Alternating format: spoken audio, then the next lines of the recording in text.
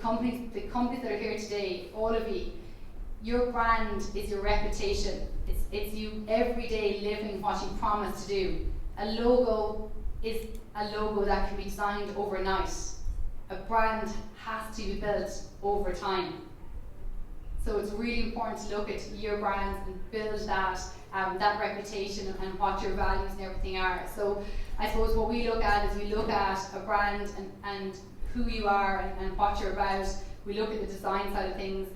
We do a lot of training with companies and look at digital marketing and implementation.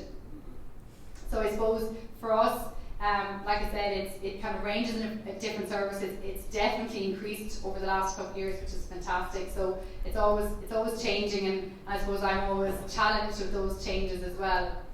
If I can give you tips in terms of building the brand, and you're at a stage now where you're going to keep increasing and building your companies, I would say, without a doubt, look at having a very clear understanding of your business and what's different, what makes you different from your competitors.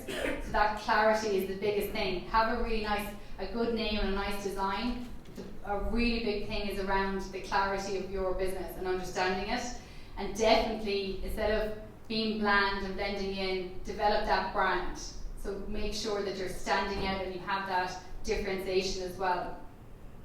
Market research. I always give the tip, and I think John was even mentioning about market research and things, that get out there, find information. Information is power.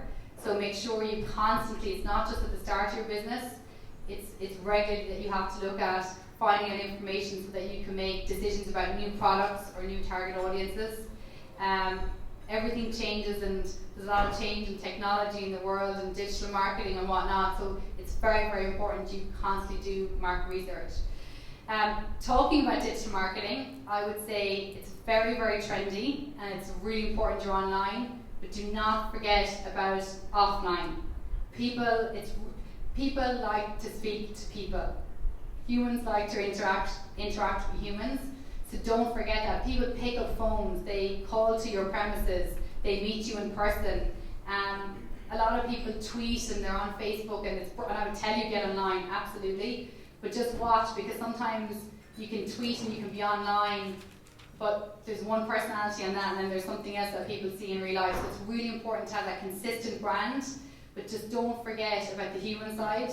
And that's actually where the biggest part of your brand will be seen. And if you're starting to hire people, it's your responsibility to let them understand what your brand is, because they will be the people dealing with your customers. So it's so important that you articulate and communicate that brand, and if you don't understand it, then how will your staff know either? So that's back again to that have a really good clarity about your brand and about understanding what that is. They're your brand advocates.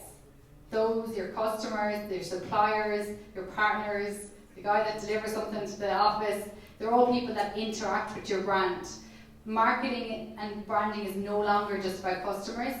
It's about all the relationships you have